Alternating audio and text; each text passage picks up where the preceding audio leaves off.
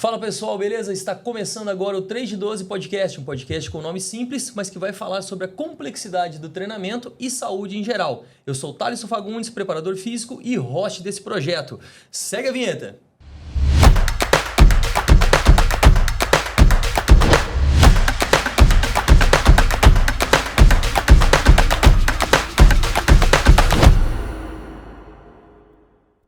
Bom, pessoal, e hoje nós vamos falar aqui sobre um tema que está presente na vida de toda a população brasileira. Todo mundo corre atrás disso a todo momento nas academias, que é hipertrofia muscular.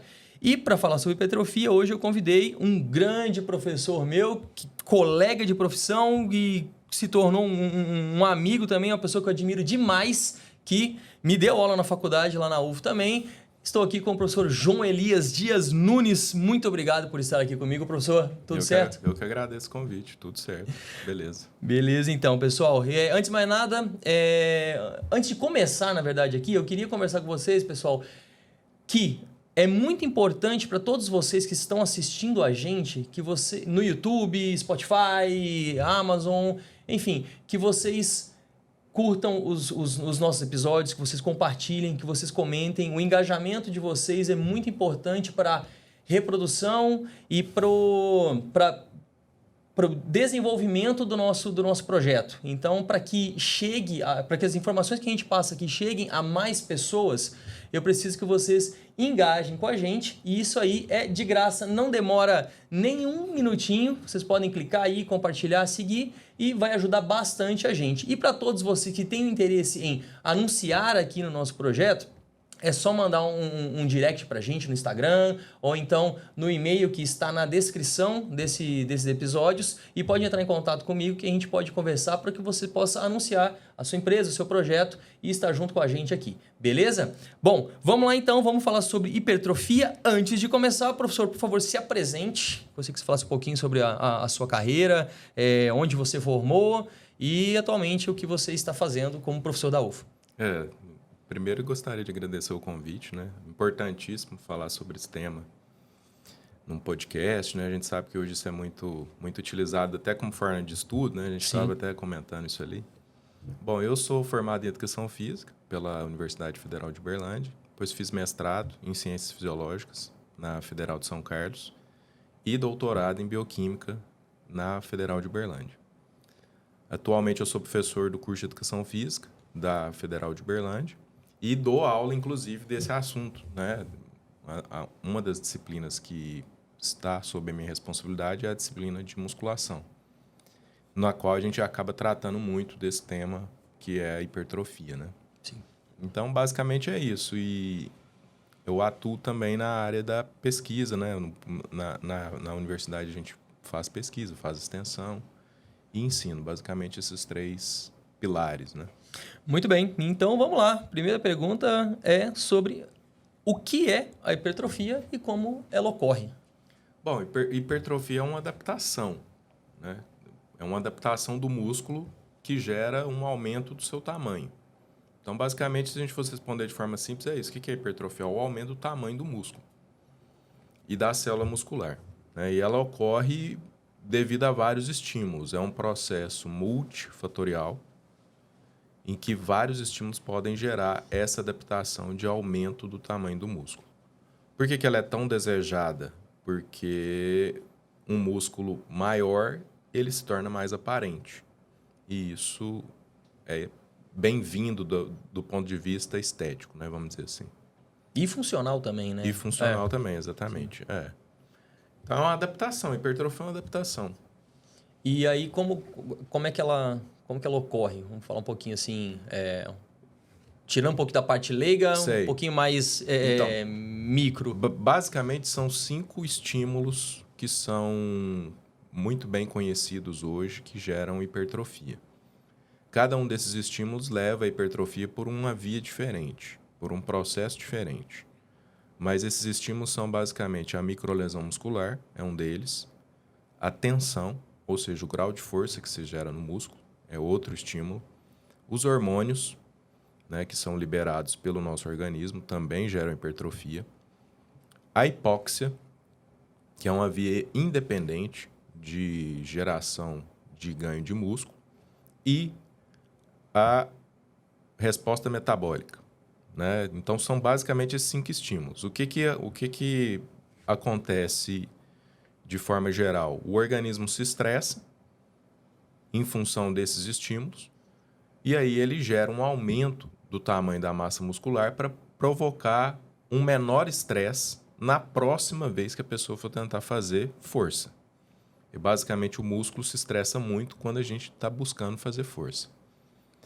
Então, assim, de maneira geral é isso. Certo. Você falou de hipóxia. Para quem não tem noção da hipóxia, explica um pouquinho. Hipóxia é a falta de oxigênio tecidual. O músculo, durante o exercício de musculação ou durante algum exercício de força, o músculo passa por um período transitório de hipóxia, de falta de oxigênio. Inclusive é o que causa ardência.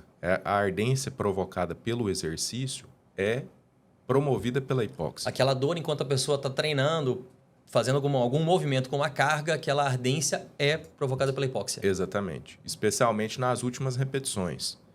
É aquela sensação de que eu não vou conseguir mais. Aquela ardência provocada pela hipóxia. Antigamente se falava que era lactato. Hoje a gente sabe que não, caiu por terra. Que não tem o menor sentido isso. Então, essa hipóxia ela é transitória porque o músculo passa por um momento de compressão arterial e que se prolonga durante a série. Então, imagina que uma série vai durar aí 12 repetições. Se a gente colocar 2 segundos para cada fase, essa série vai durar uns 48 segundos. Então, basicamente, são 48 segundos em que o músculo está passando por um período de pouco ou nenhum oxigênio. Então, isso é denominado hipóxia.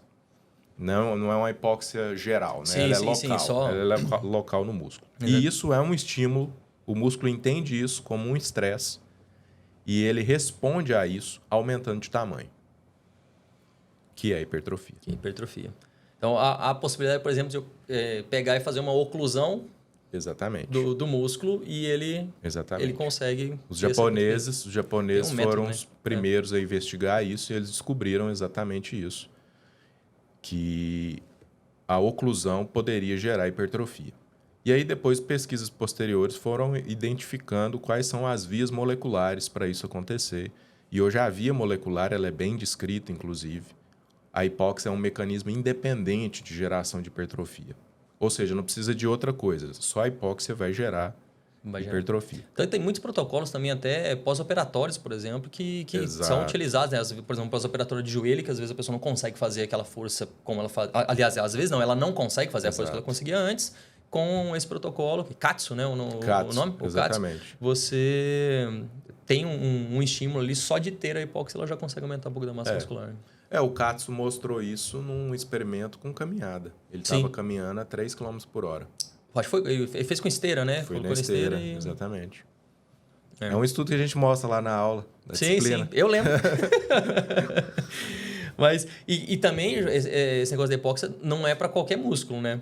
Sim. Porque, aliás, pode ser feito para qualquer músculo, mas assim, um bíceps é uma coisa, outra coisa é querer fazer com um peitoral. Ninguém vai querer colocar uma cinta aqui no meio do peito e tentar ocluir Se quiser ocluir o deltoide, vai complicar bem. Vai ser difícil, vai ser complicado. Então, normalmente músculos periféricos. Né? Quanto mais distal, acho mais fácil de fazer isso. E hoje é uma técnica muito mais utilizada na fisioterapia do que na educação física. Sim. E me fala uma coisa, hipertrofia é a mesma coisa que força? Muita gente tem esse conceito, que se eu estou hipertrofiado, se eu estou com a musculatura, com uma área de extensão transversa grande, eu tenho muita força, né? Quem tem mais músculo tem mais força ou não funciona necessariamente dessa maneira? São duas coisas diferentes. Força é a capacidade que você tem de mover ou de resistir a uma carga. A um peso, vamos dizer assim. Não vamos colocar carga porque esse termo confunde um pouco. Sim. A um peso.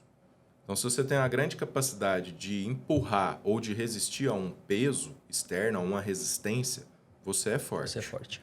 A massa muscular, a hipertrofia, é uma adaptação.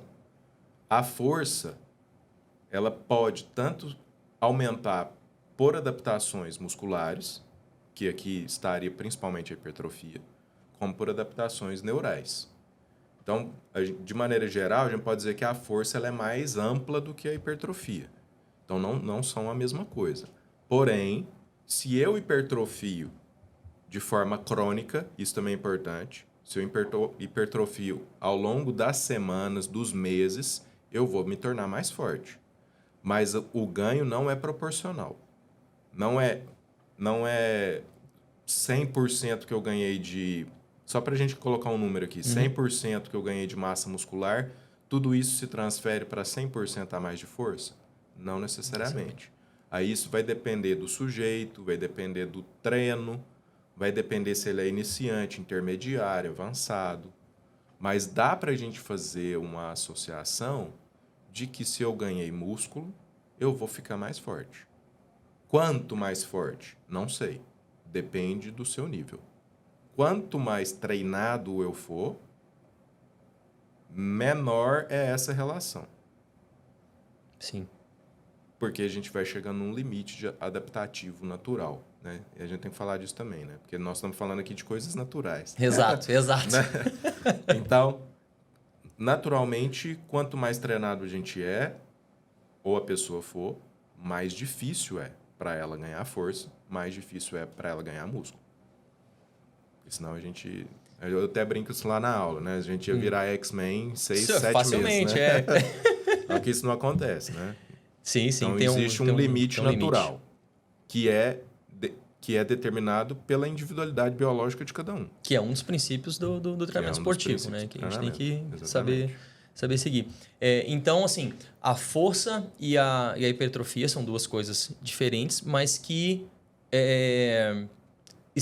elas ocorrem ao mesmo tempo com o treinamento. Exato. Se a gente focar mais na hipertrofia, a gente vai conseguir ganhar força. Sim. Porém, o foco está mais na hipertrofia. Se a gente focar no treino de força, a gente também consegue a hipertrofia, porém o foco está mais na parte neural do desenvolvimento de força. Exatamente. Essas coisas são um pouco separáveis, mas não muito. Elas se relacionam de alguma forma. Então, dependendo do planejamento do treino, você consegue direcionar mais para um lado do que para o outro, mas a gente não consegue dissociar completamente uma coisa da outra. Sim.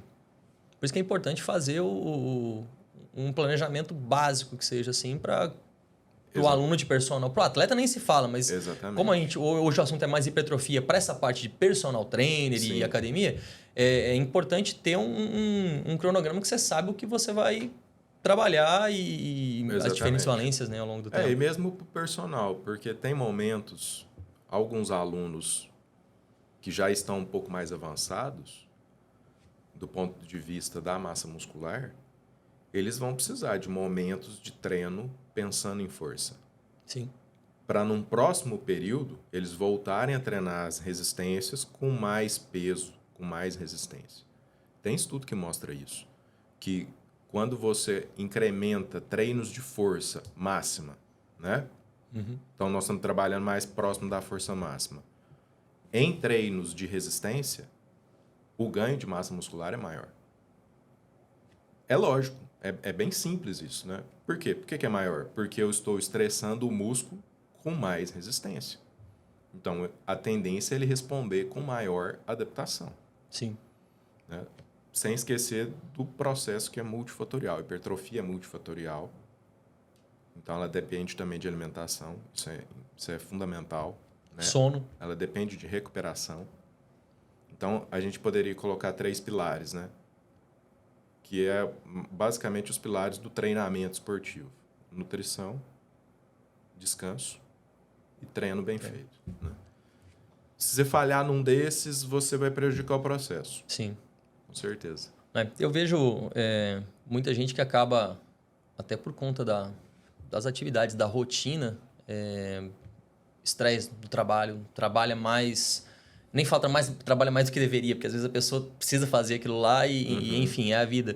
Mas que eu vejo muita gente hoje buscando meios alternativos e mais rápidos de poder ganhar força. E eu não falo só sobre esteroides anabolizantes, eu falo sobre os complexos vitamínicos que muita gente vai atrás de médicos do esporte, nutrólogos, nutricionistas que fazem algumas prescrições, não que todas estejam erradas, mas assim, tem muita gente que dorme pouco, come não muito bem, mas que treina bem, gosta de treinar e acha que compensando com uma droga ou alguma coisa manipulada, isso vai beneficiar o corpo dela. E, na verdade, não...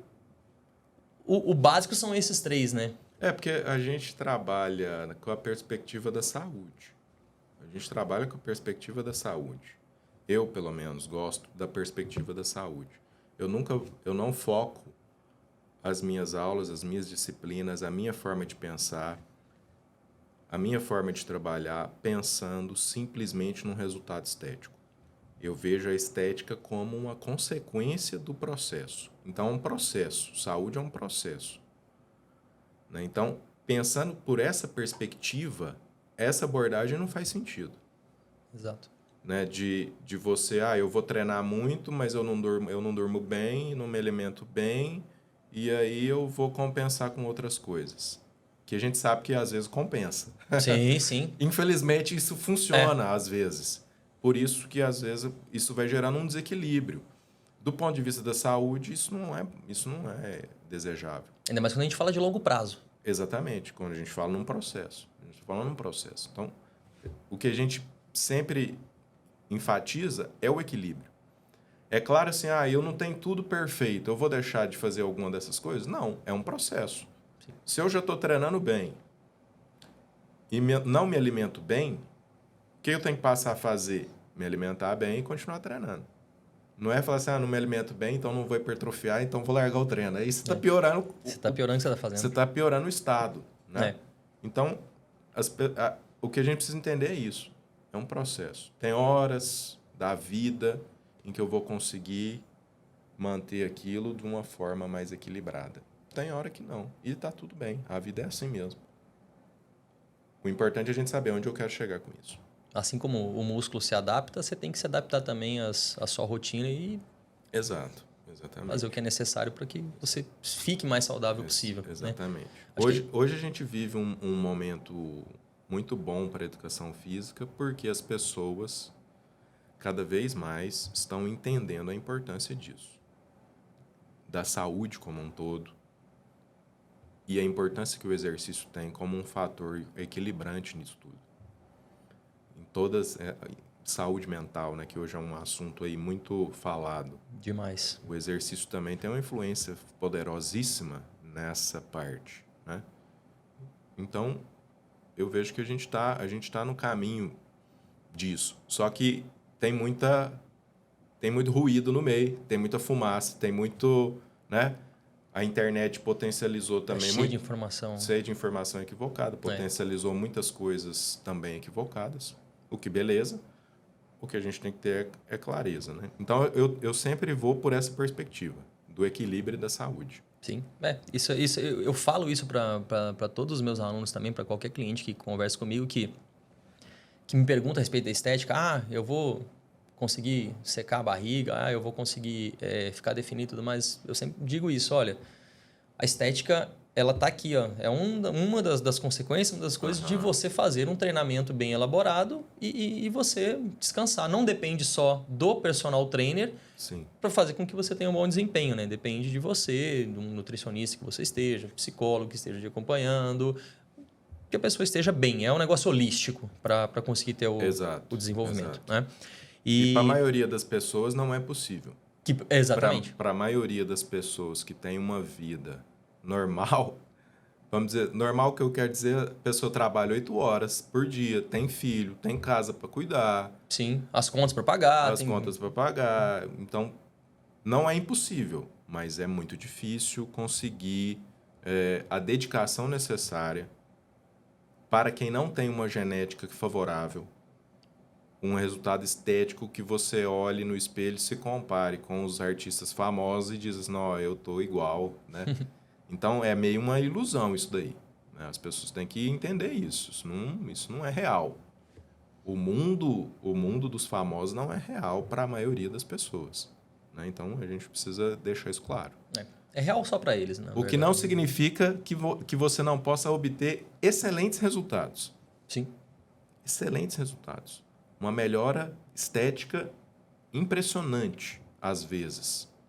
Treinando certinho, se alimentando bem, né? Buscando esse equilíbrio, na verdade, que Sim. A gente sabe que ele é dinâmico. A gente sabe que também é uma parcela pequena da população brasileira que frequenta academia. Sim. Um país enorme, mas é uma parcela muito pequena, acho que em torno dos 5%, se não me engano, né? E dessa pequena parcela, é uma parcela menor ainda que tem condição ou que tem a prioridade de ter um personal trainer para programar o seu treino. Então, a gente vê em várias academias, muita gente apenas chega e recebe a sua ficha, o seu treino, ou às vezes conheço várias pessoas que já me falaram, eu procurei um treino na internet e comecei a fazer. E aí fica meio sem norte, sem caminho durante o exercício. E aí tem algumas pessoas que gostam muito de um músculo, por exemplo. Eu gosto que o meu tríceps seja bem saliente, eu gosto que o meu bíceps, meu peitoral. E acabam treinando, às vezes, o mesmo exercício por muito tempo, só aumentando a carga e fica ali. E por justamente ser leigo e não saber sobre isso, essa é a minha próxima pergunta. A gente treina o músculo ou a gente treina o exercício para gerar uma adaptação? Os dois. A gente treina o exercício. Na verdade, quando a gente está falando de movimento, a gente vai treinar o exercício. Exato. Mas em alguma situação específica eu posso pensar diferente. Eu vou treinar o peitoral. E aí eu vou utilizar exercícios para melhorar o meu peitoral. Então, eu vejo que isso é uma questão de abordagem, não é uma questão real. O músculo trabalha da mesma forma. É uma questão de abordagem. Sim. O que a gente sabe é que a força é muito específica, né? Então, se eu quero ganhar força em um determinado movimento, eu tenho que treinar o movimento. Isso aí, sem dúvida. Agora, por momentos, eu vou ter que ter abordagem de treinar via músculo, né? E aí eu vou dar o foco para aquele músculo. Então, é aquela coisa, não são duas coisas completamente separadas. Sim. Exercício e músculo. Então, mas eu não gosto muito de falar o funcional, porque o funcional hoje em dia tem uma conotação diferente, mas eu falo assim, pela função muscular você vai treinar os exercícios, né? Então, por exemplo, você falou do peitoral. Praticamente os exercícios que são com um padrão de empurrar vão trabalhar a musculatura do peitoral, né? E aí, se você quiser trabalhar somente o peitoral para dar para ter um resultado estético, aí você vai fazer mais exercícios que trabalhem esse tipo de padrão para que o peitoral se desenvolva melhor. Exato. E consiga atingir todas as áreas da musculatura. As porções musculares, as porções. Né? Que hoje está mais claro isso para nós também, está um pouco mais claro, né? É isso, é abordagem. Isso aí eu vejo é uma questão de abordagem. De objetivo. O que você quer? Qual que é o seu objetivo? Sim. Seu objetivo é simplesmente ter músculo? Ou seu objetivo é também ser capaz de gerar força em um determinado movimento? Dependendo do objetivo, eu vou por uma abordagem. Dependendo do objetivo, eu vou por outra. Por isso que é importante ter alguém pensando no seu treino. Pensando sobre isso. Porque às vezes a pessoa, o leigo chega e fala que quer estética, quer hipertrofiar e quer ficar definido. E às vezes fica fazendo o mesmo exercício, aumentando a carga sem parar. E como a gente acabou de falar aqui, né? Vai ter uma hora que chega num limite e a pessoa pode até se machucar porque não sabe como progredir ou dar outros estímulos, né? E aí nessa hora o movimento é importante, né? Exatamente. Nessa hora o movimento é importante. E quando a gente fala de força, eu acho que até no mundo científico a gente tem diferentes denominações para força. Uhum. E na parte de hipertrofia eu sempre vejo dois tipos de força que as pessoas costumam falar, que é força hipertrofia e força resistência. Uhum. Você tem alguma denominação que você gosta mais de fala, tipo, esse tipo de força feito para hipertrofia é isso? Eu gosto mais de força-resistência, que é a nomenclatura europeia. Uhum. Mas os americanos usam força-hipertrofia. Então, a gente não poderia dizer que é errado, apesar de eu achar que é equivocado o termo.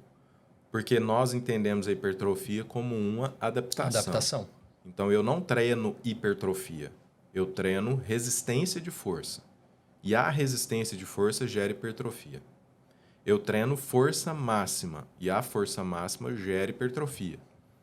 Só que se a gente for consultar a literatura americana, existe essa denominação. Força, hipertrofia. Então, até na eu não concordo, mas existe. Isso aí existe. Sim. É um termo que, para mim, ele não faz sentido. Até na própria curva, aquela curva força-velocidade, que a gente começa da força máxima, onde a velocidade é baixa, porque Sim. a gente faz muita força, e embaixo da curva a velocidade é alta e a gente faz pouca força. Exato. Pela carga ser baixa. E as duas segundas forças, de cima para baixo e baixo para cima, uma chama força-velocidade e outra chama velocidade-força. Uhum. Então isso que é algo que também confunde muita gente na nomenclatura, né? Exato. O que é importante a gente entender é essa relação da força com a velocidade. Né? Porque senão a gente vai entrar numa loucura de querer definir faixas exatas que nem sempre isso aí funciona. Sim. O que a gente sabe é que é exatamente o que você falou. Com a resistência alta, a velocidade cai. E com a resistência baixa, a velocidade é menor. Né? E a faixa do meio para cima um pouquinho, a gente tem a resistência de força. Que é a capacidade que o sujeito tem de fazer várias repetições com uma força submáxima. Ela não é máxima, mas ela também não é baixa. É nessa faixa onde basicamente a hipertrofia teria o seu melhor lugar. Os melhores ganhos, a melhor adaptação ali, né? O seu melhor Sim, lugar seria lugar. ali. Não quer dizer que os outros não hipertrofiam. Os outros também hipertrofiam. Mas o melhor lugar seria ali, na resistência de força, que ficaria entre 8 a 12 repetições. E mais ou menos com uma carga ali de uns 60% 60 a 80%. Depende muito do exercício. Sim. Melhor a gente falar em repetições. Uhum. Mas é importante deixar isso claro. Não significa que se eu fizer 20, eu não vou hipertrofiar. E nem que se eu fizer 5, eu não vou. Eu vou também. Sim. Né? Inclusive, os estudos não conseguem mostrar essa diferença. Né? E até partindo agora desse princípio de em que lugar o treino de resistência ele está, quais métodos promovem essa adaptação da hipertrofia? Existem diferentes protocolos. A gente já falou um do Katsu, né? Sim. E a gente tem alguns outros tipos de protocolos de técnicas em academias, por exemplo, drop set, técnicas avançadas, cluster, enfim, algumas técnicas diferentes. O que assim, você vê que tem uma boa utilidade, a gente pode colocar nesse tipo de treino? A maioria desses protocolos, quando eles são comparados com a série tradicional, o que é tradicional? É o título aqui do podcast, né? 3 de 12. 3 de 12. Exatamente. Inclusive, só tendo um parênteses aqui, essa história do 3 de 10, né? Era 3 de 10, na educação física tinha muito isso, 3 de 10. Uhum. Isso é real, assim. Isso veio do Delorme, de 1945, que foi um dos primeiros estudos a respeito do ganho de força em pessoas amputadas da Segunda Guerra Mundial, soldados amputados. E o protocolo que ele utilizava, ele chamava treinamento resistido de alta carga, era 3 de 10. Né? Então, aquilo ali começou a se divulgar, daí a gente começou a falar isso, 3 de 10. Né? Então, o 3 de 12 aí tem, tem um sentido. Inclusive, o nome veio justamente por isso, porque na maioria das academias vai ser isso. Ou alguém vai te falar para você fazer 3 de 10, ou 3 de 12, 4 de 10, 3 de 15, e vai ficar sempre nisso. Exatamente. E depois a gente começou a se questionar por que 3 e por que 10, né? Então, Sim. hoje a gente sabe que isso é só uma faixa, né? Na verdade. Mas isso tem uma história, né? Então, voltando à pergunta a questão das técnicas, a maioria dessas técnicas avançadas, não conseguem ser superiores ao tradicional. O que é o tradicional? Faço uma série, descanso. Faço uma série, descanso. Faço uma série, descanso. 4, 5, 6 séries, aí depende, né? Então, existem vários protocolos de treino diferentes, técnicas de treinos diferentes, que vêm muito do mundo do fisiculturismo. Sim. Então, isso é importante a gente saber também, isso vem do mundo do fisiculturismo, para gerar aumento de estresse, aumento de volume, aumento de carga, né? Mas quando tenta equalizar, quando a gente equaliza isso com séries tradicionais, isso não gera diferenças assim tão grandes na hipertrofia. Ou seja, a pessoa não precisa sofrer daquele tanto e vai ter... Exatamente, não precisa. Mesma coisa de hipertrofia, Apesar praticamente. disso, eu acho que são úteis, são técnicas úteis. Porque a gente também tem pouco estudo de longuíssimo prazo. A maioria dos estudos que a gente tem de hipertrofia são de 12 semanas, 16 Sim. semanas. A gente não tem um estudo de resposta hipertrófica de 24 meses. Uma pessoa que ficou 2 anos treinando, 3 anos treinando de forma controlada. Como que acontece? Então, eu ainda penso que essas técnicas são importantes de serem utilizadas por pessoas intermediárias para avançadas. Porque também não adianta utilizar essas técnicas sem você ter condição, que é o que a Sim. gente vê. Né? O menino entrou na academia semana passada e já quer fazer drop set. Sim. Então, ele não tem capacidade física para isso. Porque a maioria dessas técnicas exigem uma capacidade física grande, uma capacidade de recuperação boa, uma técnica boa. Você tem que ser capaz de manter a técnica em estado de fadiga. Então, eu ainda penso que isso a gente, no futuro, talvez, quando a gente tiver estudos mais prolongados, a gente vai ver que isso realmente funciona. Porque a gente fica sempre um pé atrás com os fisiculturistas, mas com o passar do tempo, a gente vai sempre mostrando que esses caras estavam certos. Sim. Hoje a gente olha lá na década de 60, 70, falando, os caras faziam um volume inacreditável de treino. Né? O Schwarzenegger tem uma passagem no livro dele que ele conta que ele fazia 18 séries de panturrilha. Né? E era quase todos os dias. A gente olhava para aquilo e falava assim, não, esse cara é louco, né? Sim. Hoje a gente vê que hoje a gente sabe que o volume é, talvez, a chave da hipertrofia. Sim. É uma das principais variáveis, né, hoje. Então, poxa, os caras estavam certos, né? Apesar de a gente saber que não era natural, né? Mas é o pessoal que treina muito musculação, né? Tá Então, todo momento ali estudando aquilo e testando em si neles mesmo, mesmos. testando em si mesmo. Então, assim, nesse ponto eu ainda vejo que a gente precisa avançar. A ciência precisa avançar com o tempo, né? E ter estudos de longo prazo. E é importante falar também porque a gente estava falando sobre a disseminação de informação. Muita gente que vai começar a academia agora, jovens que vêm, sei lá, Siban treinando, vem Dino treinando e falam, pô, quero ficar grande, quero ficar forte e tudo mais. E acabam vendo esses vídeos. Tem muita gente mostrando essas técnicas em YouTube e demais plataformas. E o pessoal olha e fala, não, beleza, eu vou fazer isso aqui. E ao invés de ir lá fazer um protocolo simples de desenvolvimento de força, adaptação do corpo, ela já tenta passar para esse tipo de exercício. Pode ou não ocorrer uma lesão, vai de cada um, né? Mas é necessário começar com o simples, o básico ali antes de ir para essa parte. E isso é importante a gente deixar claro. Não existe a bala de prata. É esse método que vai fazer isso. É esse jeito de fazer. Porque para vender, as pessoas costumam dizer isso, né? Tudo que você está fazendo está errado. Compre o meu que vai dar certo. Isso não existe. Isso é uma ilusão. Na verdade, para se ganhar um volume de massa muscular do nível que os fisiculturistas demonstram, né, esses fisiculturistas, principalmente os mais volumosos, tem que ter treino forte, muito tempo treinando, anos de treinamento,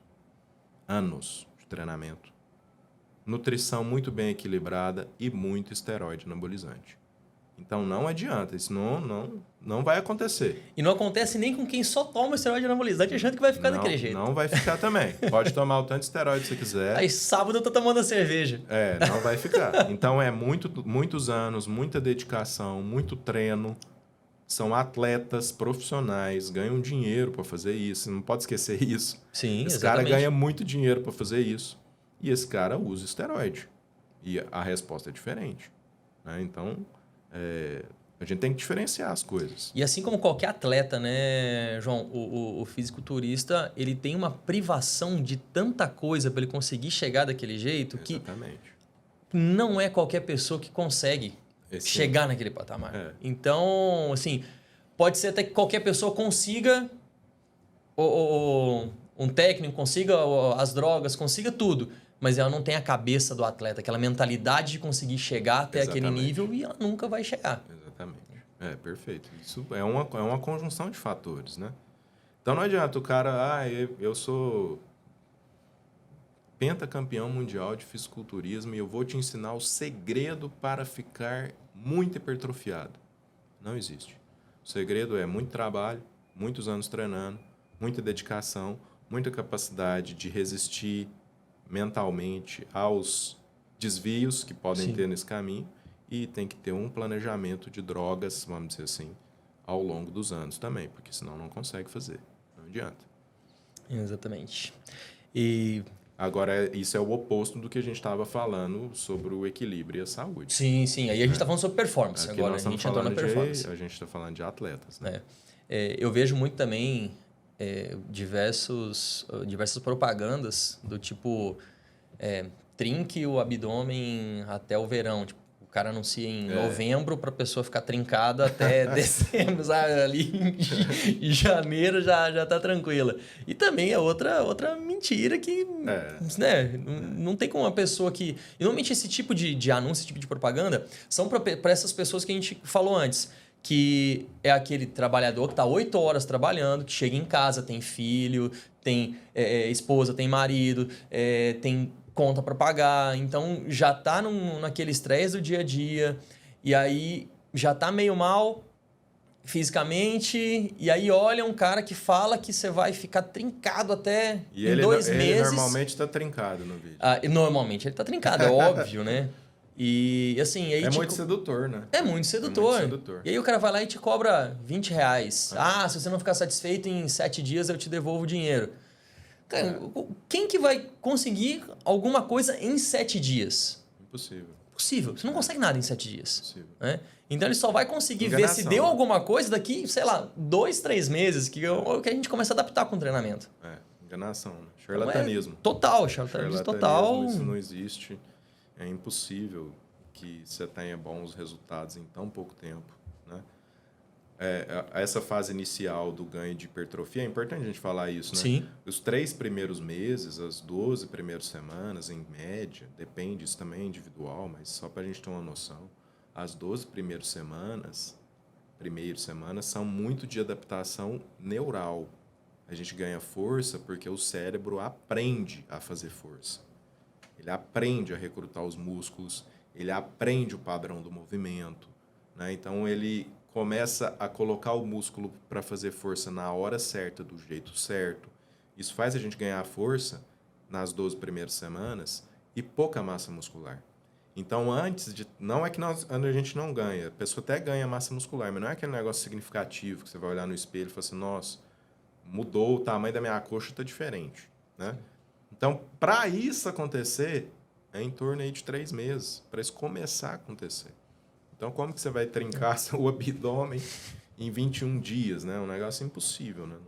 Até porque... Enganação pura. Trincar o abdômen faz menos sentido para a parte de força e faz mais sentido para a parte nutricional, né? Exatamente. Então, totalmente... Tem que ter um percentual de gordura baixo, né? É isso. Basicamente é isso. Porque o seu abdômen tá lá. Só que tem uma camada de gordura. Vai de você se você consegue a resiliência, por exemplo, de um fisiculturista para conseguir definir sua musculatura. E você falou da adaptação aí, de pelo menos essas 12 semanas. Voltando agora para a parte de hipertrofia. Para que essas adaptações ocorram, para que a gente consiga hipertrofiar a musculatura. Muitas pessoas acreditam que você precisa treinar sempre até a falha. Isso é uma verdade ou há um porém? Não, a gente sabe que hoje não é assim. Não. Antes, 20 anos atrás, era assim. A gente pensava dessa forma. Hoje, não mais. Não, você não precisa chegar até a falha, mas você tem que chegar perto. Então, isso é um negócio que eu tenho estudado muito hoje, que é repetição de reserva. Repetição de reserva. Repetição de reserva. O que é repetição de reserva? É a quantidade de repetições que você estima que você faria após acabar a série. Então, suponha que eu fiz uma série de 10. E eu penso assim, eu me faço essa pergunta, né? Quantas repetições a mais eu faria? Acho que eu faria mais 5. Então, você não está numa faixa boa para hipertrofiar. Você tem que chegar perto da falha. Isso, então, ficaria em torno de quantas repetições de reserva? 1 ou 2. Depende do número de repetições. Se eu faço de 12 repetições para cima, até 2 são aceitáveis. De 12 repetições para baixo, 1 repetição de reserva. Então, eu tenho que chegar até a falha? Não, mas eu tenho que chegar perto. Isso é importante. Porque senão o músculo também não se estressa, né? Se eu for lá e treinar com 50% da minha capacidade, o músculo não vai se sentir estressado. Ele já está adaptado àquilo lá. Ele já está adaptado, então ele não vai chegar naquele ponto. E não chegar até a falha também tem uma vantagem, que é não ficar gerando fadiga demais no começo do treino, porque isso normalmente acontece. Quando a gente falha muito no começo do treino, a metade do treino para frente fica prejudicada, porque eu gerei um processo de fadiga central que dificulta eu produzir força da metade do treino para frente. Então, é sempre desejável, inclusive, não chegar à falha. Agora, isso também é adaptável. Quanto mais treinada a pessoa é, mais ela consegue chegar na falha e se recuperar. Chegar na falha e se recuperar. Chegar na falha e se recuperar. Então, tudo precisa de uma avaliação. Eu preciso saber quem é que vai treinar, qual o objetivo, qual a experiência que você tem, né? Cada um é cada um. Mas, objetivamente, respondendo a pergunta, preciso chegar na falha? Não necessariamente. Ok. Para hipertrofiar, né? Logicamente. Sim. E a gente tem, você falou até da avaliação, a gente tem diversos testes aí que a gente pode fazer para definir, estimar, né? Qual é o 1RM, que é a carga que a pessoa consegue fazer apenas uma repetição máxima. Sim. E eu não sei se ainda se ainda é difundido isso, se você ainda tem é ensinado lá na faculdade com relação a fazer os testes de 1RM. A gente sabe que existe o protocolo, mas como você falou, da própria repetição de reserva. Uhum. Existem maneiras de a gente conseguir chegar estimar esse RM com fórmulas, por exemplo, O'Connor, Epley e várias outras, né? 1RM você considera uma boa tática, dependendo da pessoa, ou você prefere essas fórmulas, esses cálculos de estimar o RM através de uma quantidade X de repetições? Na verdade, a prescrição da intensidade, que é isso que nós estamos falando, o que é intensidade na musculação? É a resistência que eu utilizo, né? É o peso. O peso, a carga. É a carga, né? Carga é um termo que confunde, mas é o peso que eu utilizo lá no equipamento. Isso é intensidade. Que o pessoal confunde absurdo isso aí também. Sim. Acho que intensidade é estresse, né? E não é a mesma coisa.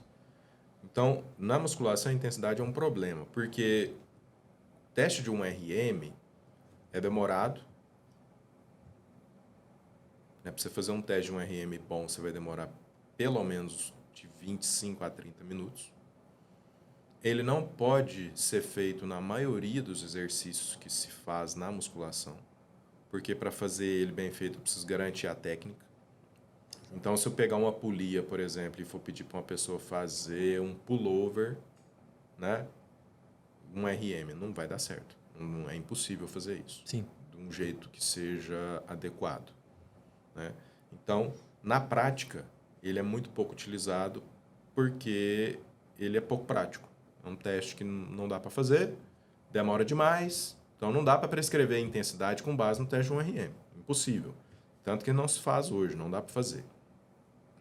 Então ele acaba sendo algo diagnóstico. Eu poderia ter um teste ali a cada 3 meses, a cada 2 meses, poderia. Em alguns exercícios, como diagnóstico, para saber se a pessoa está melhorando força de membro superior e membro inferior, Ok, vou fazer um supino e um agachamento para medir a força. Então, poderia ser teste 1RM, ou 4RM, ou 5RM, e tem outros protocolos. Então, Sim. isso não se utiliza mais. Então, tentou-se levar para o lado da repetição máxima. Já que não dá para fazer teste 1RM, vamos definir faixa de repetição máxima. Então, a faixa de repetição, por exemplo, é entre 10 e 12. Então, significa que o sujeito tem que fazer uma série em que ele faça no mínimo 10 e no máximo 12. Se ele fez mais do que 12, isso indica que ele precisa aumentar o peso. Se ele fez menos do que 10, isso significa que ele precisa reduzir o peso. Isso é para quê? Para encontrar que peso que eu vou utilizar. Sim.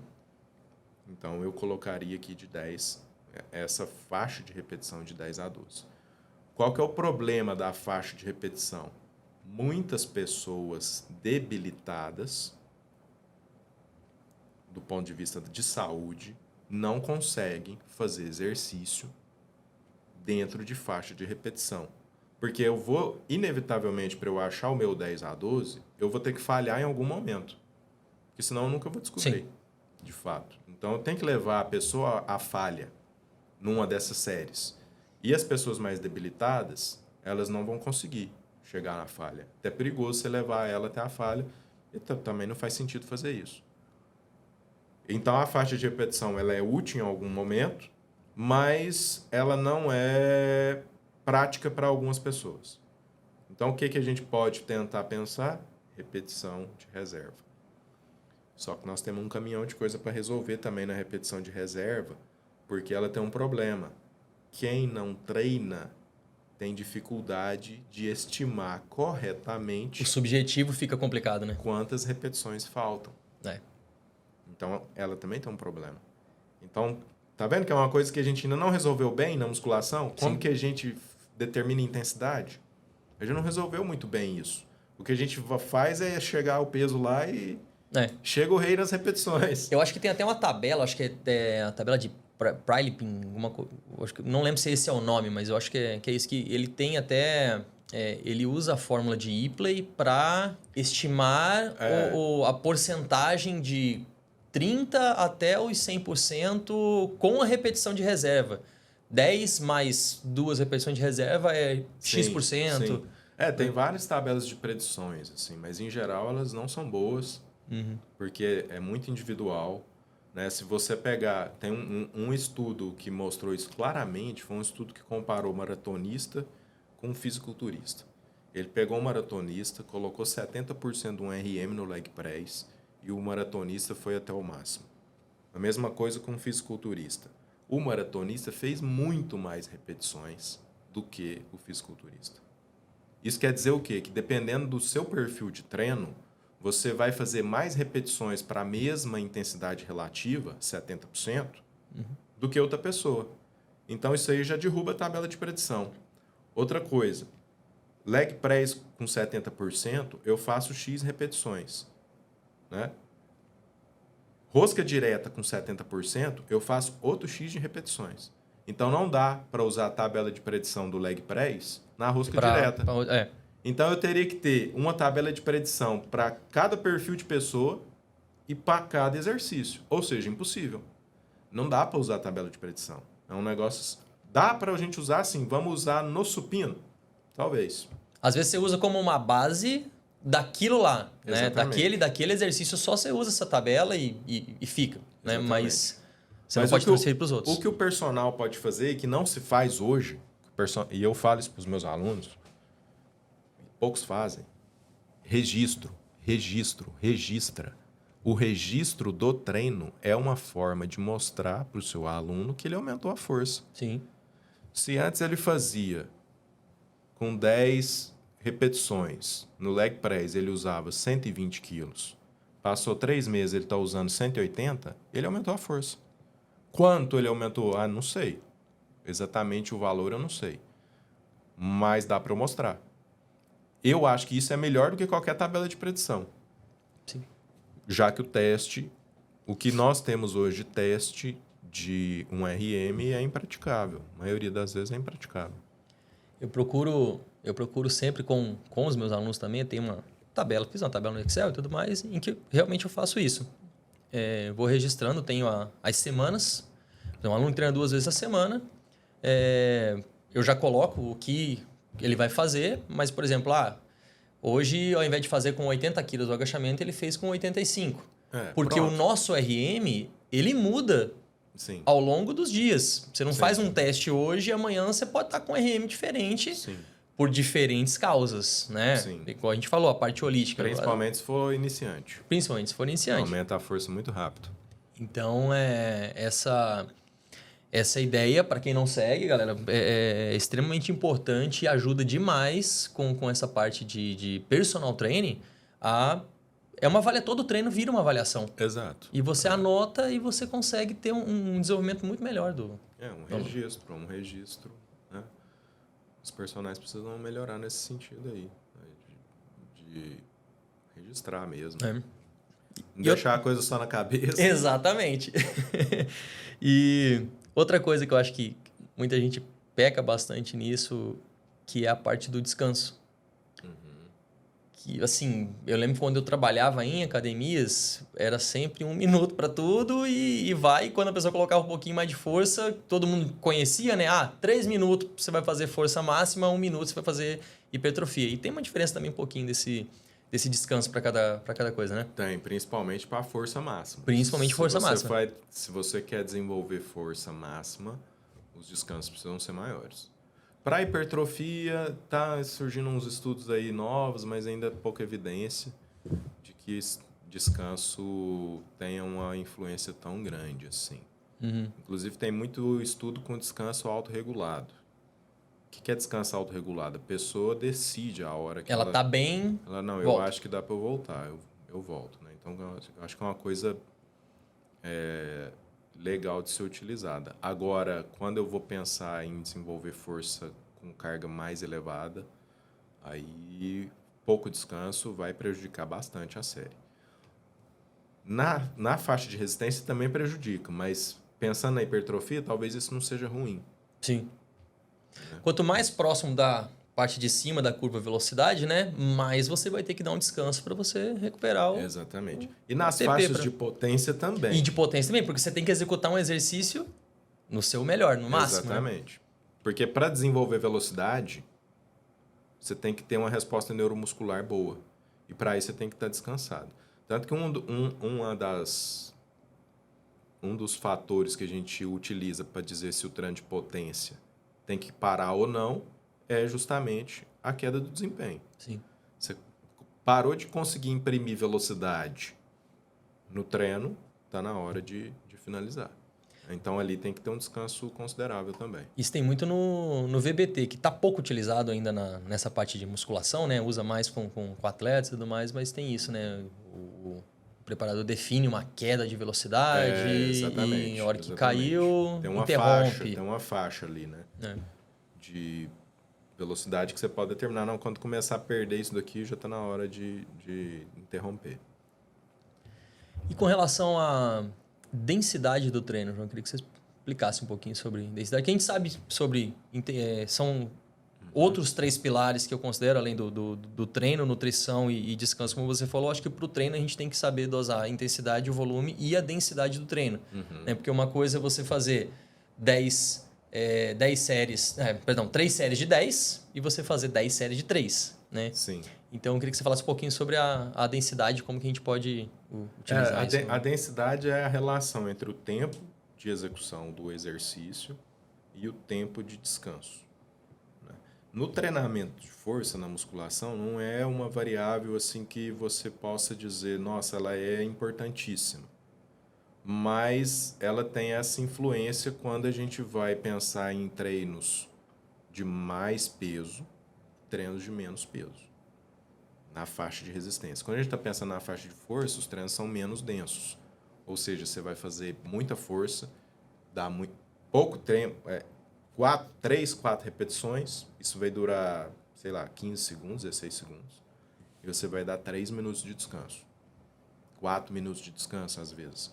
Então, isso cria uma densidade bem baixa. Já os treinos mais de resistência de força, você vai fazer 12, 10 repetições, isso vai durar 40, 50 segundos. E o descanso vai ser proporcional, 1 minuto, 1 minuto e meio. Então, um treino um pouco mais denso. Né? Então, isso vai, na musculação, isso vai muito mais do foco que você está querendo buscar, né? do que da densidade em si. Uhum. Apesar de a gente ter estratégias diferentes para definir intervalo. Tem uma estratégia que eu acho que é bastante interessante, é a estratégia de ir aumentando os intervalos com o passar do treino.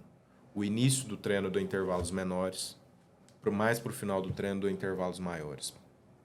Pensando que a segunda metade eu estou mais prejudicado em função da primeira. A gente sabe isso. Sim, isso sim. existe. O drive neural vai baixando, então... Tanto que existe um efeito da ordem.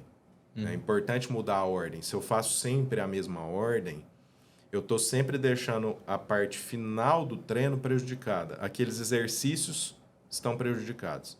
Então, se eu quero manter isso equilibrado, eu tenho que mudar a ordem.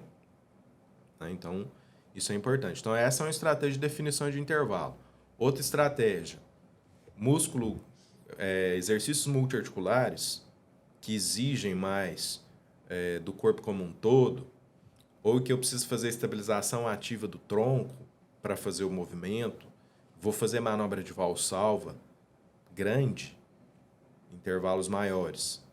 Músculos menores, uniarticulares, né? Intervalos menores. Também é uma forma de definir esses intervalos. O que para mim faz muito sentido.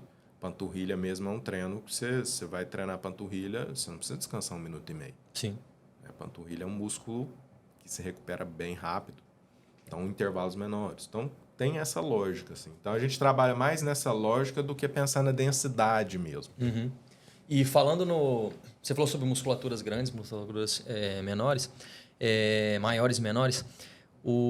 Tem alguma diferença de você trabalhar uma musculatura maior para ajudar um outro tipo de musculatura depois? Por exemplo, trabalhar uma musculatura de membros inferiores. Vamos falar de uma pessoa que treina o full body, faz certo. 2 vezes na semana e aí ela tem que treinar tudo. São 2 vezes a semana. Sim. Iniciar pelo treino de inferiores ajuda os treinos superiores em função de secreção hormonal, alguma coisa assim? Sim.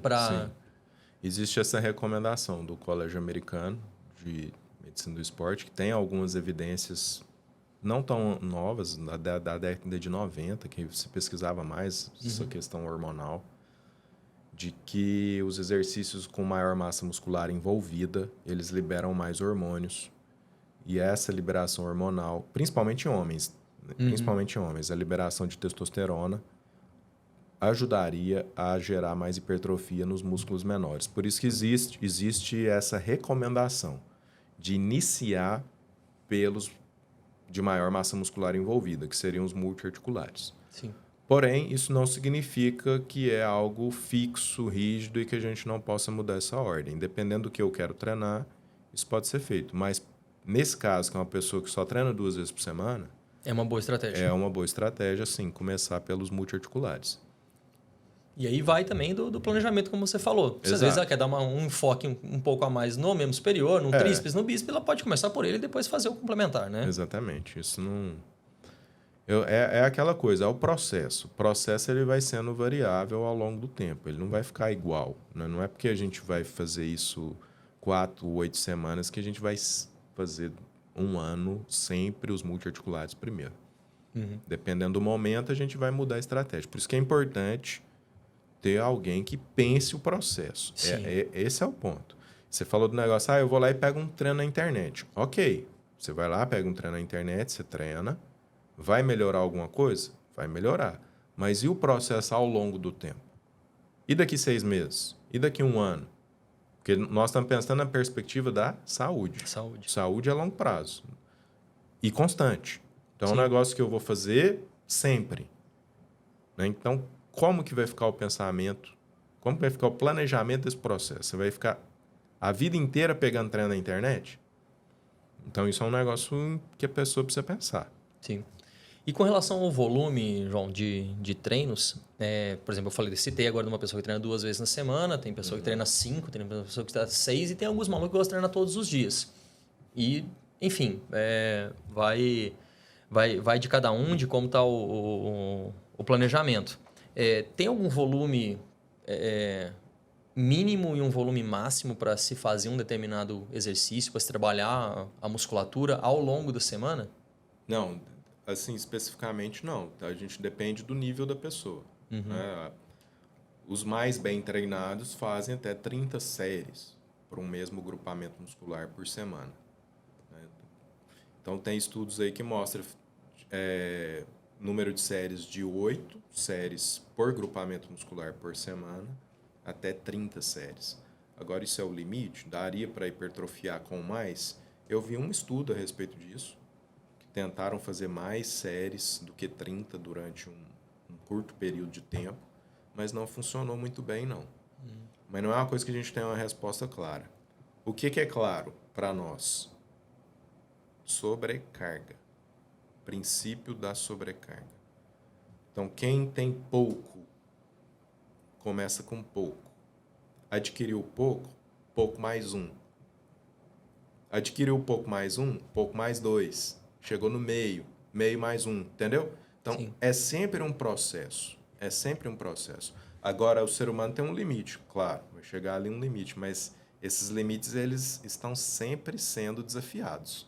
Então, é muito difícil a gente dizer assim, o final é aqui. Sim. Né? Quando a gente achou que o recorde dos 100 metros ia demorar para ser batido, né? O Bolt foi lá e bateu o recorde. Né?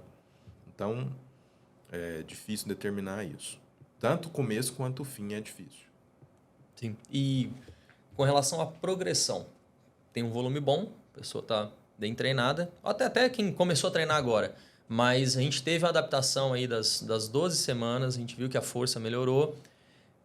Quanto que eu aumento para um próximo treino? Tem também um limite de um mínimo e de um máximo que eu posso aumentar? Quando a gente fala para hipertrofia, eu sei que se a gente for aumentar para força máxima, pode aumentar bem mais. Quando a gente está falando de intensidade, a gente vai sempre aumentar. Existe aquela recomendação de aumentar quando eu consigo ultrapassar a faixa determinada. Então, suponha que a faixa é de 10 a 12. Chegou a 15? Chegou a 15, 2 treinos consecutivos. Eu fui lá e fiz hoje, eu fiz 3 de 12 com 80 quilos no supino, por exemplo. Semana que vem eu vou fazer 3 de 12. 12 na primeira, 12 na segunda, 12 na terceira com 80 quilos. Sinal de que eu preciso aumentar o peso. Quanto eu aumento? De 10 a 15%. Eu aumento o peso. Aí eu vou viver o processo de novo. É 10? A faixa era de 10, então eu vou começar a fazer... Quando eu fizer 3 de 12 com a nova carga 2 vezes, 2 treinos consecutivos, eu aumento de novo, mais 10%. Então, normalmente esse é o padrão. Agora, volume depende muito da vida.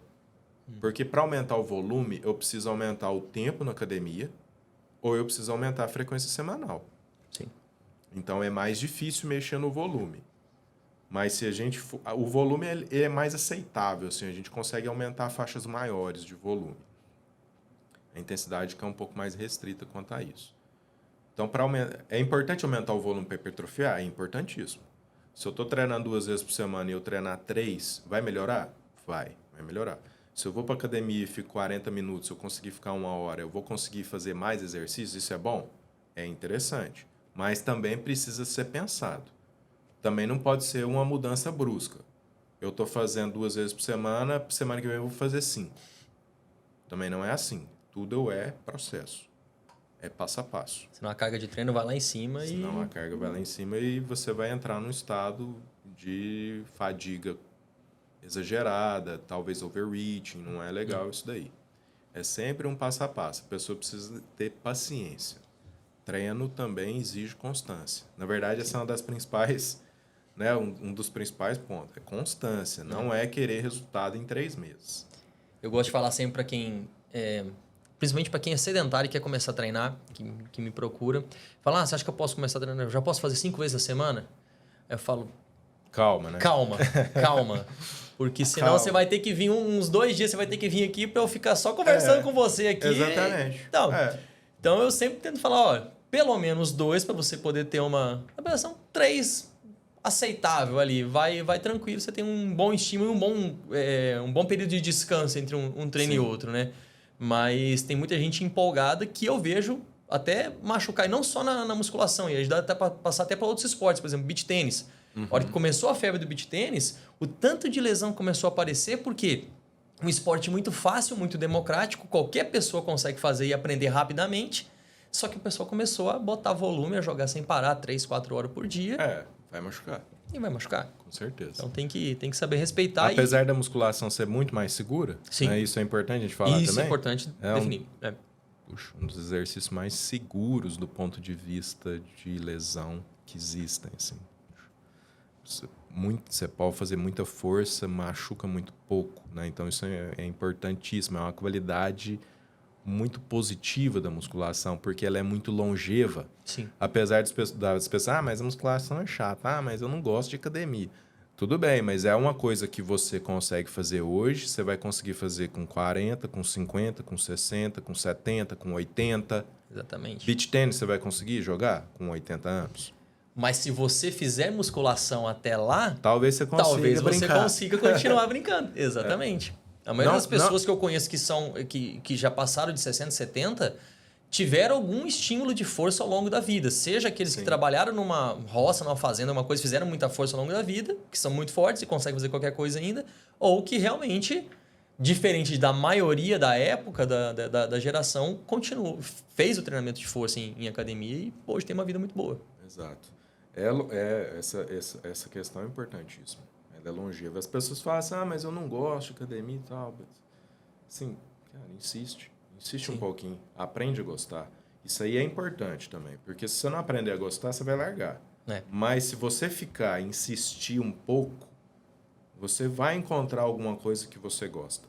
E isso vai te manter lá. E isso é muito bom para a saúde ao longo dos anos. Com certeza. E é um hábito de base, né, João? Vai te deixar independente, cara. Eu acho que o principal objetivo, o meu maior medo, na verdade, é chegar com 60, 70 anos ali e eu ter que depender de alguém da minha família para cuidar de mim. Eu acho que isso é a pior coisa que pode acontecer com alguém que está envelhecendo. Então, a musculação é a principal atividade que vai te fazer ser independente e vai te fazer ter uma melhor vida lá na frente. Muitas pessoas falam, eu prefiro praticar um esporte e tal, e às vezes é até um pensamento de estética, porque o esporte é um movimento mais, eu fico mais magro, isso, aquilo. Só que o mais importante é ela ter força para conseguir executar as atividades diárias lá na frente, né? Pode praticar o esporte normalmente, tranquilamente, mas eu sempre gosto de colocar essa pergunta, tá? Mas isso vai durar quanto? Você vai praticar esporte... Tudo bem, a gente sabe que tem gente que pratica esporte até 80, 90 anos, mas não é a maioria das pessoas. A maioria não vai suportar. Sim. Então, a musculação é se você não gosta, aprenda a gostar. Exatamente. Essa é a ideia, né? E fazer um cardiozinho também ajuda muito aí na manutenção da saúde, né? São os 2 pilares, né? Sim. Força e um condicionamento cardiorrespiratório. Com certeza. E a gente falou agora da fase final da vida e na fase inicial, criança. A gente sabe que diversos estudos já mostram que a criança já pode fazer, até de forma lúdica, um exercício de força a partir dos 6 anos de idade, mais ou menos. Mas a criança, ela consegue, e se consegue, deveria ser trabalhada a parte de hipertrofia ali, vamos falar tudo bem que tem estudos que falam de força dos 6, mas, sei lá, 10 anos para frente. Não tem sentido você fazer isso, porque criança ela não vai ter hormônio suficiente para poder hipertrofiar, né? Então, não faz o menor sentido você falar assim, vou trabalhar hipertrofia com criança. Por que você faria isso? A pergunta... Agora, a força não. A força não só pode, como deve. Sim. Só pode como deve. A gente já tem muitos estudos que mostram que crianças que treinam força, elas se tornam adultos mais capazes mais independentes, mais com uma sensação de capacidade física importante, porque isso é importante para a aderência ao exercício. Sim, desenvolve o gosto pela atividade física. Desenvolve né? o gosto, desenvolve a capacidade. Tem um termo na psicologia que se utiliza, mas agora me falhou a memória. E elas têm menos lesões. Sim. Em qualquer esporte. Então, esses são estudos assim, bem robustos de acompanhamento de muitas crianças ao longo dos anos. E se observou que as crianças que treinavam força, elas machucavam menos, eram mais aderidas ao exercício, tinham maior capacidade física. Né? Então, a gente tem que estimular que a criança faça força. Agora, a gente precisa pensar no ambiente para isso. Né? Criança, numa academia, é potencialmente perigoso. Né? Exatamente. Essa pergunta foi até porque é importante a gente falar sobre isso também do treinamento para as crianças, porque muitos pais, muita gente ainda acredita daquele negócio que o treino de força vai fazer com que a criança pare de crescer, vai interromper o crescimento, essas coisas assim. E alguns, você vê como uma informação de história, eu já tive perguntas de pais também, que os filhos se machucaram num esporte, já chegou pra gente lá ruptura de ligamento cruzado, por exemplo. Né? E aí os pais assustados falando, eu preciso dar um trabalho de força de hipertrofia para aumentar a musculatura do meu filho. Mas assim, o filho com 9 anos de idade. Uma fatalidade, um acidente que ocorreu, uma ruptura ali por uma mudança de direção, né? Mas não é algo que com 9 anos a gente vai conseguir trabalhar a hipertrofia numa criança. Então, a força que a gente dá em diferentes maneiras, de forma lúdica e com pliometria baixa, baixo impacto e tudo, é o que vai fazer com que ela se desenvolva e fique menos propensa a ter esse tipo de lesão, né? Sim, e exato. Quando acontece, é realmente uma fatalidade, um acidente, não tem nada a ver com o músculo precisar ser hipertrofiado, se desenvolver a musculatura quando a criança é mais nova. Se ela teve lesão do cruzado anterior, provavelmente ela entrou num processo de atrofia. Sim. Aí o próprio treino, naturalmente, vai retomar a musculatura ao seu tamanho natural com o processo. Então, isso é uma hipertrofia. Por que é uma hipertrofia? Porque o músculo estava atrofiado. É diferente do estado que a gente está natural para ganhar uma hipertrofia adicional, vamos dizer, além do padrão natural, né? Mas não é o foco principal ali, né? Você vai trabalhar naturalmente com o trabalho de força, a criança vai recuperar aquela musculatura. Agora, essa história de que não cresce é lenda. Isso daí não... Na verdade, isso veio da ginástica, né? Porque a ginástica exige muito trabalho de força. Os ginastas... Impacto, né? Bastante. Os ginastas, de forma geral, são pequenos. Mas isso é importante dizer, porque é o esporte que seleciona. Quando a gente olha os ginastas de alto desempenho, eles são menores. Porque isso favorece, logicamente, ao desenvolvimento dos exercícios, a realização dos exercícios. Então, se criou uma associação de que força está associada com menor tamanho. Enquanto que é o contrário. Crianças que treinam força têm mais estímulo de crescimento do que crianças que não treinam. O que tem que ficar claro é estresse exagerado causa problema. Mas aí é em qualquer exercício. Em qualquer coisa, Se você pegar a criança que nada demais, ela vai ter problema. Criança que joga futebol demais. Quando eu falo joga futebol demais, quero dizer que ela treina todos os dias. Ela está submetida a um processo de treinamento e que está se buscando um desempenho ali, às vezes, até exagerado para a faixa etária dela. E isso pode ser prejudicial ao crescimento. Agora, um treino de força controlado, jamais. É o contrário, inclusive. E, João, a gente falou sobre a gente até comentou antes sobre os blogueiros e essas falsas promessas, né? E a gente vê que muitos deles desenvolvem os seus conteúdos nas academias e no Brasil, acho que a maioria das pessoas ainda tem um pensamento influenciado pelo bodybuilding.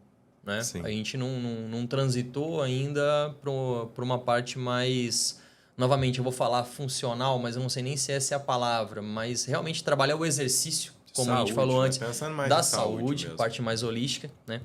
E aí eu queria que você falasse um pouquinho sobre a sua opinião, o que você acha dos centros de treinamento das academias, que são maioria nas cidades e são compostas por máquinas em quase sua totalidade. E o que você acha de máquina e pesos livres, por exemplo? Se você vê a diferença de alguma, se as duas podem ser trabalhadas com os mesmos objetivos. Assim, isso aí é uma herança, né? Essa ligação da musculação com bodybuilding é a herança. Porque a musculação, a origem dela é fisiculturismo. Era a galera que era fisiculturista que ia para a sala de musculação treinar. E a partir disso eles começaram a chamar atenção para aquilo, logicamente pelo tamanho. A musculação, é importante a gente saber isso. Isso é história, né? A musculação, ela iniciou como uma atividade de entretenimento. As pessoas ficavam fortes para se apresentar no circo ou se apresentar fisicamente, né? Que são os fisiculturistas. Então, isso veio dessa origem. Depois que a ciência, na década de 40, o Delorme foi um dos primeiros, começou a investigar. Falou assim, poxa, parece que esses caras fazem um negócio aqui bacana. Vamos tentar aplicar isso com outras pessoas? E aí, hoje, a gente tem um boom de desenvolvimento científico, de descobertas, na verdade, que a gente vê que a musculação e o treino de força em geral, né, que a gente pode abranger mais do que só a musculação, ele tem inúmeros benefícios ligados à saúde, ao desempenho, à estética, né? Então, a origem é essa. Então, eu vejo como natural essa dificuldade da gente se desvincular Da máquina. do fisiculturismo. Do fisiculturismo. fisiculturismo. Não que isso seja ruim, mas as pessoas precisam entender que musculação hoje é muito além do fisiculturismo. O fisiculturismo é uma pequena parte da musculação, no meu ponto de vista. O erro de muitos hoje é achar que uma pessoa que está te indicando musculação tem que ser fortão. Porque se ele não for fortão é porque ele não conseguiu ser um bom profissional. Ou quantidade de seguidores no Instagram. Ou ele tem que ter uma quantidade de seguidores interessante no Instagram, né? Para ele ter autoridade naquilo. Enquanto que isso é um erro.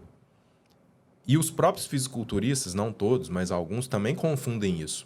Porque eles acham que, por eles terem aquele resultado, eles podem ou devem indicar musculação para todas as pessoas. Enquanto isso também não é verdade. Então, existe uma certa confusão nesse sentido. Acho que a gente precisa ampliar mais a divulgação para as pessoas, que melhorou muito. Eu vejo que melhorou muito. Nos últimos 20 anos, as pessoas têm cada vez mais entendido que musculação não é só para fisiculturistas.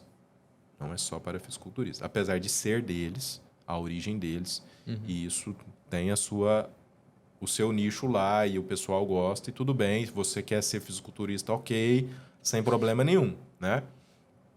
Agora, essa herança trouxe a herança das máquinas. Porque musculação, de fato, é treinar com máquina. O que caracteriza, de certa forma, a musculação são as máquinas, né?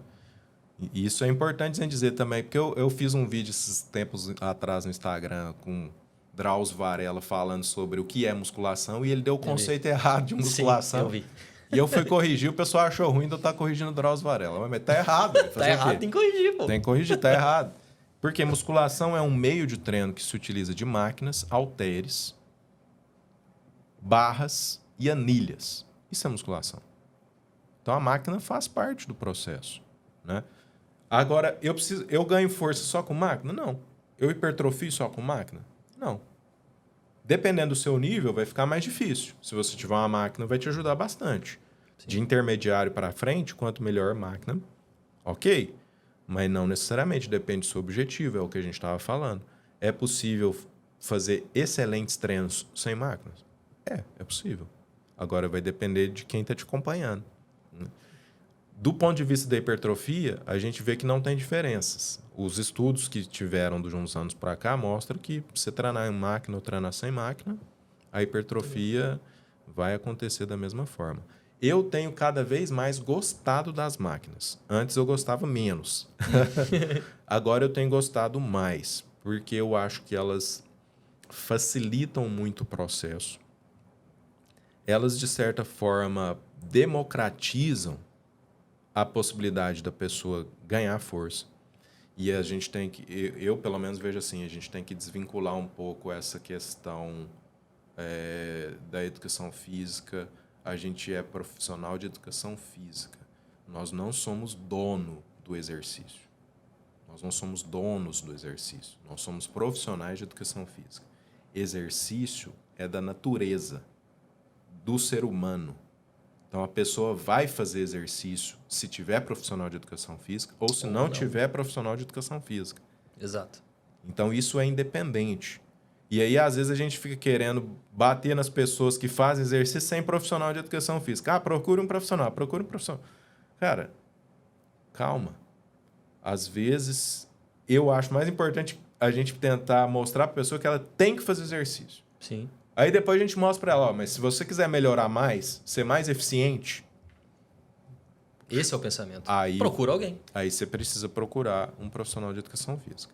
Nesse sentido, as máquinas ajudam muito as pessoas que não estão procurando uma orientação específica. Porque elas estabilizam o peso, elas estabilizam a técnica. Sim. E você é capaz de ganhar força e obter saúde treinando aquilo. Tem que tomar vários cuidados. Não estou falando aqui... Tem uns prós e contras, né, João? Tem uns prós e contras, exatamente. É isso que eu quero mostrar. Tem seu lado positivo? Tem, populariza. Mas Sim. Tem seu lado negativo? Tem, porque depende do conhecimento que a pessoa tem. Se você acha que você tem autoconhecimento e conhecimento a respeito daquilo e acha que dá para fazer, vai lá. É igual jogar futebol. Claro. A gente reúne os amigos. A gente reúne os amigos e joga futebol. Ninguém fica falando de a gente jogando mal futebol lá fora. Esses caras precisam de um treinador aí, ó. Não, e futebol machuca muito mais. Muito mais. Então, por que eu não posso ir lá na academia e pegar lá uns pesos na musculação? Que é muito mais seguro, como a gente falou. Utilizando máquinas. Sim. Se você for para o peso livre, você vai ter problema fazer sozinho. Cuidado com o peso livre. Agora, as máquinas... né? Então, eu acho que é importante as pessoas terem essa possibilidade, né, de experimentarem isso. Né? E aí, às vezes, a gente fica lá, não, mas não tem profissional, não tem orientação. Calma, às vezes a pessoa vai procurar orientação depois. É o primeiro caminho para ela se familiarizar, familiarizar com aquele ambiente, se familiarizar com... Tá começando a gostar daquilo lá. Tá aquele hábito, aquele início. Tá aprendendo, então calma. Então eu tenho gostado muito das máquinas nesse sentido. E para os idosos também, eu acho que é um negócio muito... Eu ia falar isso, sensacional. Muito interessante, porque a maioria... Se o idoso for debilitado, ele vai ter muita dificuldade com peso livre. Vai. Né? Então, a máquina, nesse sentido, ela pode colaborar. Mas eu não vejo que é uma guerra entre máquina e peso livre. Eu acho que as duas coisas se complementam perfeitamente. Vai depender muito da pessoa. A gente... Nem eu também vejo isso também como uma guerra. Mas, como você sabe, muito blogueiro e tudo mais, tem muita gente divulgando aí, não, a máquina... ela segmenta e você não consegue trabalhar o corpo inteiro. Para você ter saúde, você tem que trabalhar o corpo em conjunto. Mas aí vem exatamente nisso. E é justamente por isso que existe, que eu montei esse projeto. Para a gente fazer com que essas informações cheguem em mais pessoas para conscientizar. Falar, olha, você pode fazer com máquina. Você vai ter hipertrofia. Você vai ter um desenvolvimento. Você vai ter performance, inclusive. Você tem performance com a máquina. Uhum. E eu, particularmente, eu gosto mais de pesos livres, mas não por causa disso eu não uso máquina. Uhum. Então, a máquina ela é mais, como você falou, ela é mais segura, ela proporciona um início muito mais fácil, mais compreensivo para a musculação e para outros esportes como base, né? E o peso livre, peso livre eu acho que a pessoa realmente precisa ter alguém para estar junto com ela. A máquina proporciona também um estresse adequado no local adequado. No local adequado. Né? Então, ela também tem esse benefício. Não é que o iniciante deve fazer máquina. Não necessariamente. Depende do iniciante. Que iniciante que é esse nós estamos falando? Né? Então, uma coisa é quando eu procuro o profissional. O profissional vai avaliar e ver qual que é o melhor... Né? O profissional de educação física, ele tem um conjunto de ferramentas. É como se na caixa de ferramentas dele tivesse... A musculação é uma delas. Mas tem outras ferramentas. Então, sim, ele tem que pegar a pessoa e ver qual ferramenta ele tem que é melhor para aquela pessoa, para aquele objetivo. Isso que um profissional faz. Agora, não por isso a gente tem que ficar impedindo as pessoas de fazer o que elas querem fazer, porque o exercício é da vida, é natural. Ora ele vai fazer musculação, ora ele vai fazer futebol, ora ele vai correr, ora ele vai fazer beach tênis, enfim. O movimento tá tudo bem. É básico. Tá nosso. tudo bem. Sem problema nenhum. É isso aí, professor. Eu queria te agradecer. A gente passou até um pouquinho do tempo ali, mas foi ótimo. A conversa estava muito boa. Acho que tem muito mais assunto ainda para falar sobre treinamento, sobre hipertrofia. Inclusive, eu já até te deixo o convite para voltar outras vezes aqui para a gente poder conversar, que foi excelente. Então, te agradeço muito por ter aceitado aí, disponibilizar seu tempo para estar aqui, para passar excelentes informações, conversar comigo aqui e fazer com que cada vez mais a educação física chegue para as pessoas, tanto para os profissionais quanto para as pessoas comuns que não são da área, mas que, como você falou, o movimento é natural, é da nossa natureza. Exato. Então, quanto mais pessoas souberem sobre o movimento, eu acho que fica cada vez melhor. A gente não tem que guardar informação para a gente e falar, tipo, educação física é um segredo e eu só vou contar se você me contratar. Não, acho que a gente divulgando essa informação, exatamente, mais pessoas vão entender mais e falar, pô, realmente, eu estou entendendo, então eu preciso daquele cara. Exatamente. É natural, o exercício é natural, faz parte do ser humano, sempre fez, né? E o corpo pede isso daí, né? Quando a gente começa a fazer exercício, a saúde é outra, né? Então, é uma exigência natural do nosso corpo biológico, vamos dizer assim, né? Então, eu que agradeço, acho que é importantíssimo essas iniciativas também, você está de parabéns para quanto mais a gente divulgue, por mais que se fale de exercício, o percentual de pessoas que ainda praticam atividade física no Brasil é pequeno, né? Então, a gente ainda precisa seguir com esse trabalho e novas pessoas com novas formas, né? Isso é muito importante. Eu agradeço, estou sempre disponível aí para novos convites. Fechou, muito obrigado. Valeu a todo mundo aí que assistiu, que ficou com a gente. Não se esqueçam, curtam o episódio, compartilhem com quem vocês acham que deva ouvir essas informações que a gente colocou hoje. Comentem, engajem com a gente, que é muito importante. Isso é algo que vocês podem fazer rapidamente, é de graça e vocês ajudam muito a esse projeto continuar. Beleza? Valeu, galera, um abraço e até a próxima.